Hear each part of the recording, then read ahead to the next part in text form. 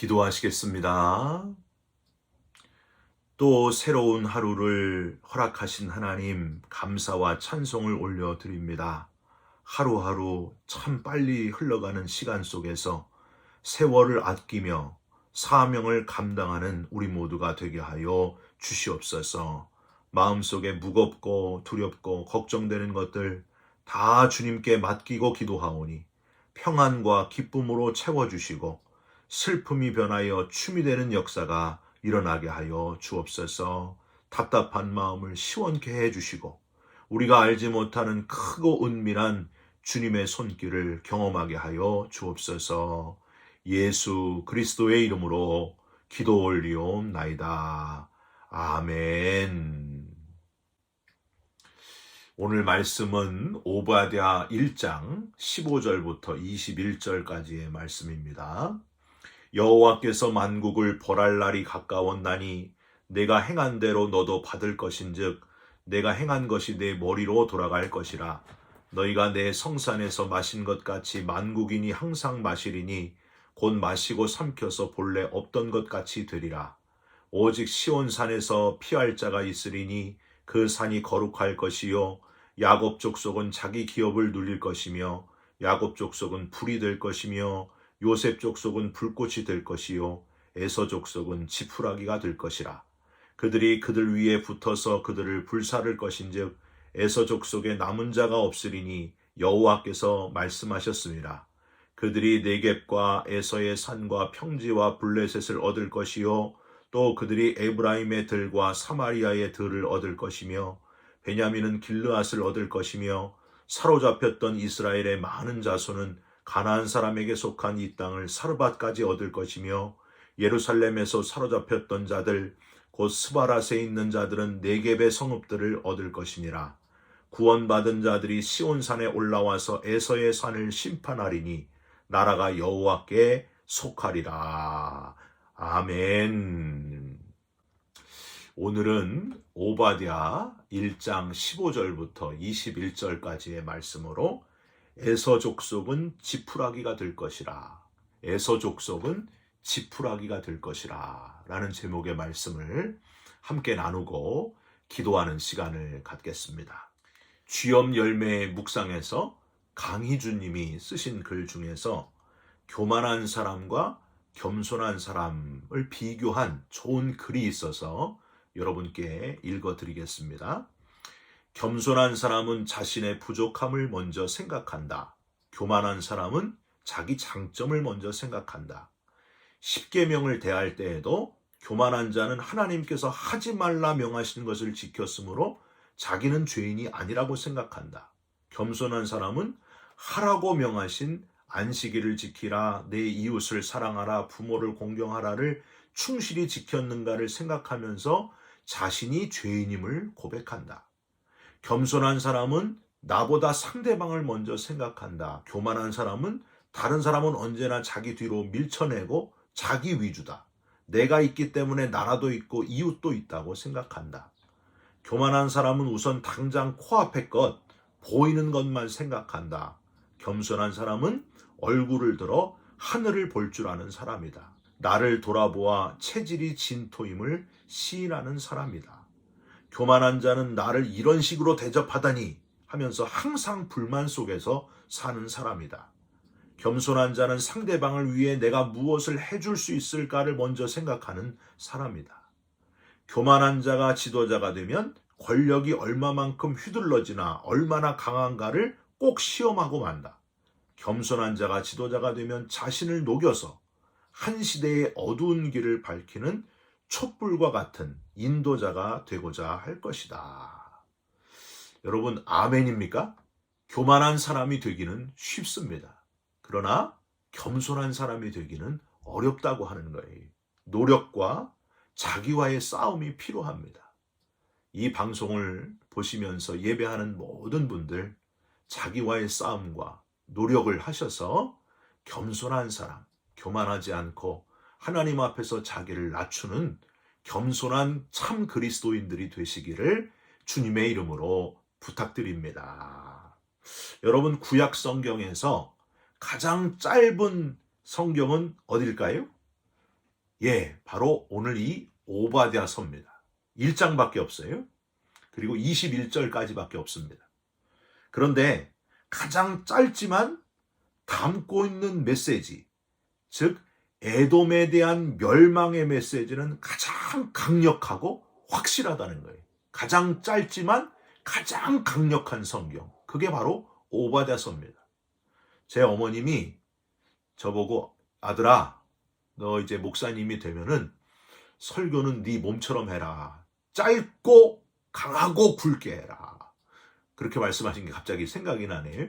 이 오바댜서는 얼핏 보면 유다의 대표적인 대적이 되는 에돔에 대한 강한 심판의 예언 같지만 이는 에돔으로 대표된 바 하나님을 대적하는 모든 이들에 대한 하나님의 공의와 심판을 의미한다 하는 사실을 여러분 기억하시면서 우리 신앙의 본질을 다시 깨닫게 되시고 이 오바댜서를 묵상하는 가운데 공의의 하나님, 마지막 심판하시는 하나님을 두려워하고 신뢰하면서 그 신앙이 다시 뜨거워지는 저와 여러분들이 되시기를 주님의 이름으로 부탁드립니다.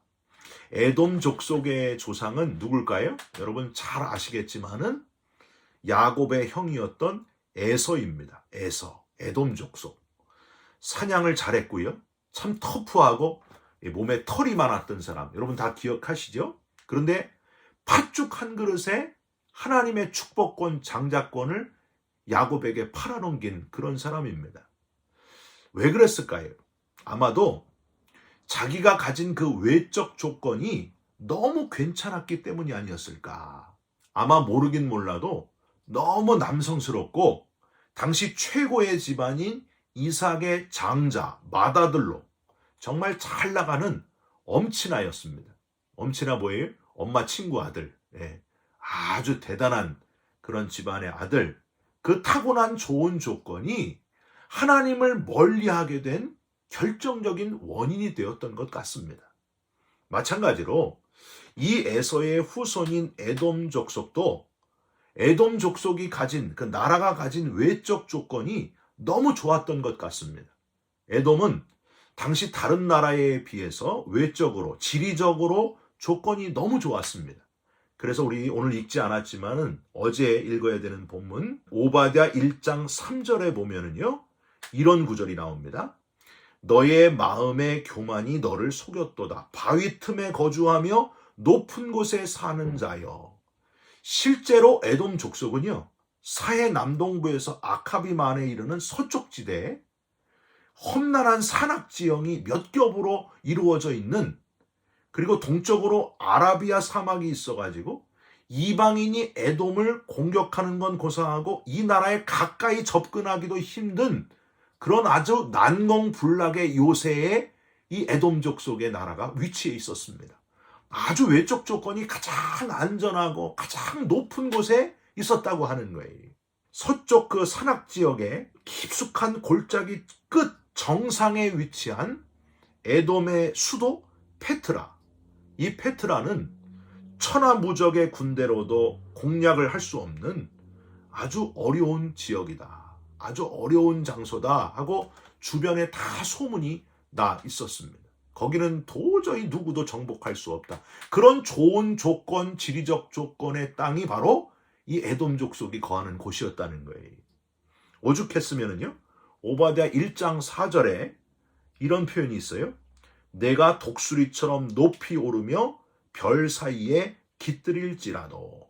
즉 에돔은 독수리처럼 높이 있고 별처럼 우러러 볼 수밖에 없는 그런 좋은 높은 곳에 위치해 있었다 하는 겁니다.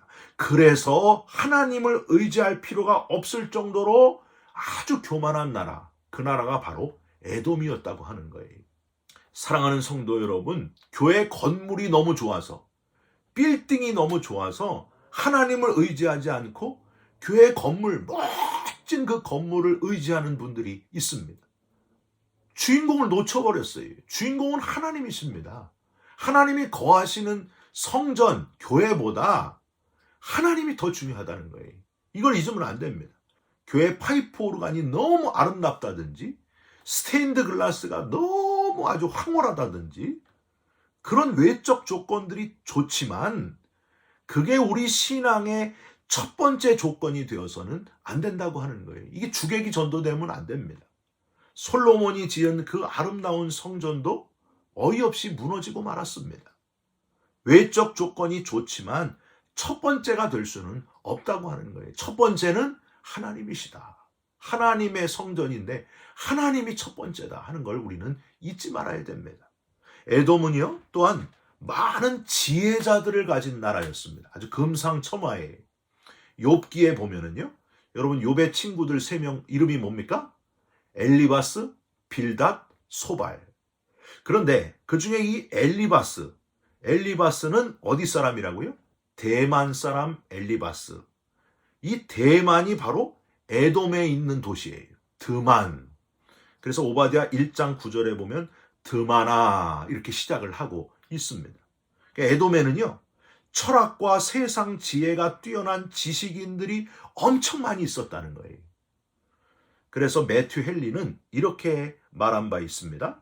이 에돔인들은 뛰어난 지식과 화술, 외교술을 발휘하여 많은 나라와 아주 유리한 입장에서 화친 조약을 맺고 국방을 튼튼하게 하였다. 이렇게 기록하고 있습니다. 지리적으로 너무 좋고 뛰어난 학자들도 너무 많아서 에돔은 하나님 없이도 자기들의 힘만으로도 최고다. 우리가 최고다 하는 교만한 나라가 바로 이 에돔이었다는 거예요. 문제는 이 좋은 외적인 조건과 뛰어난 머리를 가지고 다른 나라를 교묘하게 속이고 그들의 것을 빼앗는 데 사용했다는 거예요. 여러분 그렇잖아요. 좋은 대학 나온 사람이 그 좋은 머리를 가지고 범죄에 사기치는 데 사용하는 경우가 있잖아요. 이 에돔이 바로 그랬다는 거예요. 특별히 야곱 족속 유다를 아주 모질고 잔혹하게 다루었다고 하는 겁니다. 그래서 여러분 유다가 이제 바벨론에서 침략을 받을 때 에돔이 유다에 와가지고 약탈을 일삼고 유다가 망할 때에 너무 기뻐했어요. 유다가 공격받아 도망을 가니까 도주로를 차단해버리고 그들을 잡아가지고 유다 백성을 잡아가지고 바벨론에 넘겨주었던 민족이 바로 이 에돔 족속이었습니다. 이렇게 잔혹하고 비열한 이 비열함 때문에 오바댜 선지자는 이들의 악행을 아주 신랄하게 비판하고 예언하고 있습니다. 오늘 본문 15절을 한번 보세요. 여호와께서 만국을 벌할 날이 가까웠나니 내가 행한 대로 너도 받을 것인즉 내가 행한 것이 내 머리로 돌아갈 것이라. 16절에는 악행을 행한 그대로 당할 것이다 하면서 예언을 합니다. 너희가 내 성산에서 마신 것 같이 만국인이 항상 마시리니 곧 마시고 삼켜서 본래 없던 것 같이 되리라. 너희들이 마시고 삼켰으니 너희도 똑같이 되받을 것이고 본래 없던 것 같이 되리라. 아예 흔적도 남지 않을 것이다. 여러분 이게 얼마나 무서운 말씀입니까? 너희들이 심은 대로 거둔다는 거예요. 갈라디아서 6장 7절에 심은 대로 거두리라 하신 말씀을 우리는 여기서 기억해 볼 수 있습니다. 여러분 다니엘을 사자굴 속에 집어넣으려고 조서를 꾸민 이들의 그 최후를 아십니까? 굶주린 사자굴 속에 억울하게 들어가게 된 다니엘은 털끝 하나 상하지 않고 안전하게 나오게 됐는데 그렇게 만든 장본인들 자기들이 그렇게 사자굴 속에 이제 들어가 버리게 되잖아요. 그래서 다니엘서 6장 24절에 이런 구절이 있습니다. 왕이 말하여 다니엘을 참소한 사람들을 끌어오게 하고 그들을 그들의 처자들과 함께 사자굴에 던져넣게 하였더니 억울하게 다니엘이 들어간 그 사자굴에 던져넣게 했더니 어떻게 됐다고요? 그들이 굴 바닥에 닿기도 전에 사자들이 그들을 움켜서 그 뼈까지도 부서뜨렸더라. 여러분 얼마나 심은 대로 거두게 하시는 무서운 하나님의 공의의 심판입니까? 다 기억하고 계시고 반드시 그대로 행한 대로 받게 하시는 하나님. 사랑하는 성도 여러분, 저와 여러분들이 잔혹하게 행하면 반드시 그대로 자기가 받게 되어 있습니다. 우리 육신이 원하는 대로 복수하려고 하지 말고 잔혹하게 하려고 하지 말고 원수 갚는 것 하나님께 맡기고 저와 여러분의 마음에 용서의 마음, 끌어안는 마음, 관용의 마음이 있으시기를 주님의 이름으로 부탁드립니다.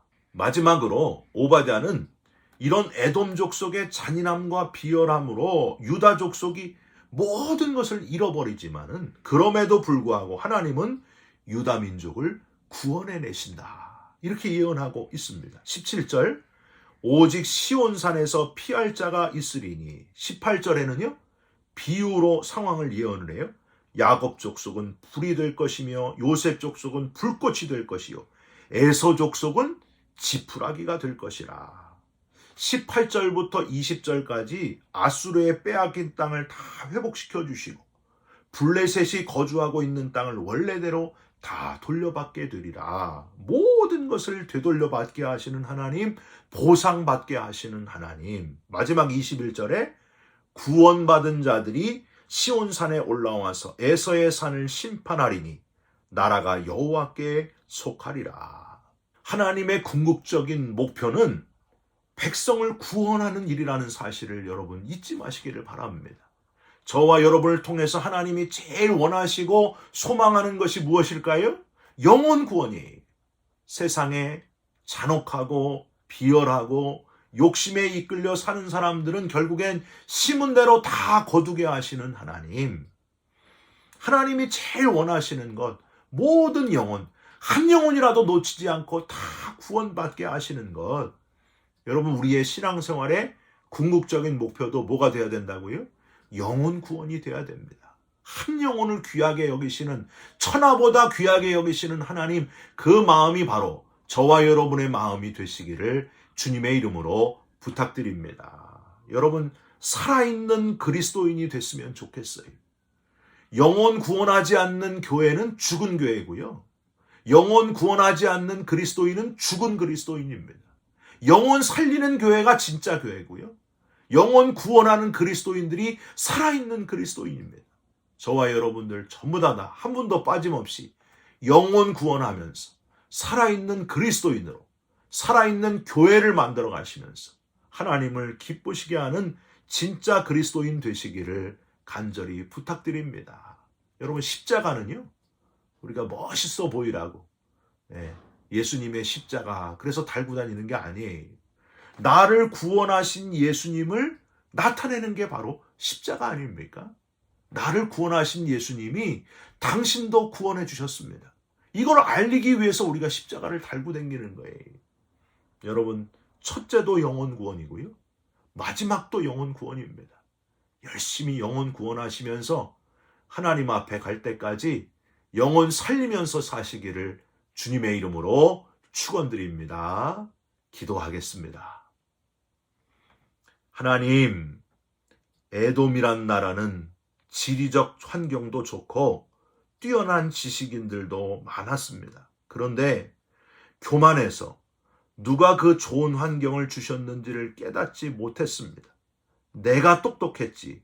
모든 지혜의 근원이신 하나님을 모르고 무시하며 살았습니다. 잔혹하여 그대로 심은 대로 거두게 하시는 하나님. 하나님, 우리는 에돔의 길을 따르지 않게 하여 주시옵소서.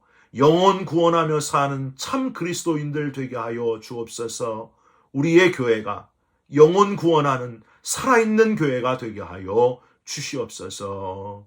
예수 그리스도의 이름으로 기도 올리옵나이다. 아멘. 하늘에 계신 우리 아버지여, 이름이 거룩히 여김을 받으시오며 나라가 임하시오며 뜻이 하늘에서 이룬 것 같이 땅에서도 이루어지이다. 오늘날 우리에게 일용할 양식을 주옵시고 우리가 우리에게 죄진 자를 사하여 준 것 같이 우리 죄를 사하여 주옵시고 우리를 시험에 들게 하지 마옵시고 다만 악에서 구하옵소서. 나라와 권세와 영광이 아버지께 영원히 있사옵나이다. 아멘. 사랑하는 성도 여러분, 에돔의 길로 걸어가지 말고 영혼 구원하면서 살아있는 그리스도인으로 오늘 하루를 살아가시기를 간절히 부탁드립니다. 여러분 사랑합니다. 축복합니다. 감사합니다.